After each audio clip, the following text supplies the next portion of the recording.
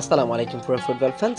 দর্শক, Jamal Musiala German এই midfielder কিন্তু এবার নেইমার জুনিয়র এবং লিও মেসিকে নিয়ে বেশ কিছু কথা বলেছেন। সেসব বিষয়ই আমি আপনাদের জানানোর চেষ্টা করব। মূলত জামাল মুসিয়ালা বর্তমান বিশ্বের অন্যতম সেরা একটা মিডফিল্ডার, এতে কারো কোনো সন্দেহ থাকার কথা নেই। তিনি বর্তমানে বায়ার্ন মিউনিখের হয়ে খেলছেন এবং তিনি সেখানেও দুর্দান্ত পারফরমেন্স তিনি করছেন।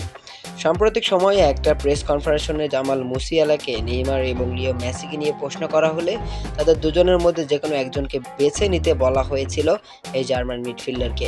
কিন্তু তিনি এমন একটা কথা বলেছেন যে কথার কারণে কিন্তু আর্জেন্টিনা এবং ব্রাজিলের দুই দেশের সমর্থকদের কাছেই তিনি অনেক প্রিয় মানুষ হয়ে গিয়েছেন ইতিমধ্যেই। তো চলুন তিনি ঠিক কী কথাটি বলেছে সেটি একবার দেখি। তিনি বলেছেন, আমি নেইমার এবং লিও মেসিকে আমার প্রিয় খেলোয়াড় দেখে বড় হয়েছি, কারণ তারা আমাকে অনেক মজা দিয়েছে এবং খেলায় অনেক আনন্দ এনেছে। আমি সবসময় তাদের খেলা দেখতে থামতাম। লিও গোল করতো এবং নেইমার একটি শো দেখাতো এবং তারপরে আমি মাঠে গিয়ে তাদের অনুকরণ করার চেষ্টা করতাম। আমি বরাবরই তাদের ভক্ত। মূলত জামাল মুসিয়ালা এমন একটা কথা বলেছেন যে কথার কারণে কিন্তু আর্জেন্টিনা ব্রাজিল দুই দেশের সমর্থকদের কাছেই কিন্তু অনেক প্রিয় মানুষ হয়ে গেছে, কেননা দুই দেশের দুই তারকা ফুটবলার লিওনেল মেসি এবং নেইমার জুনিয়রকে নিয়ে নতুন করে বলার আর কিছু নেই। তারা কি মাপের ফুটবলার এটা আপনারা সকলেই জানেন।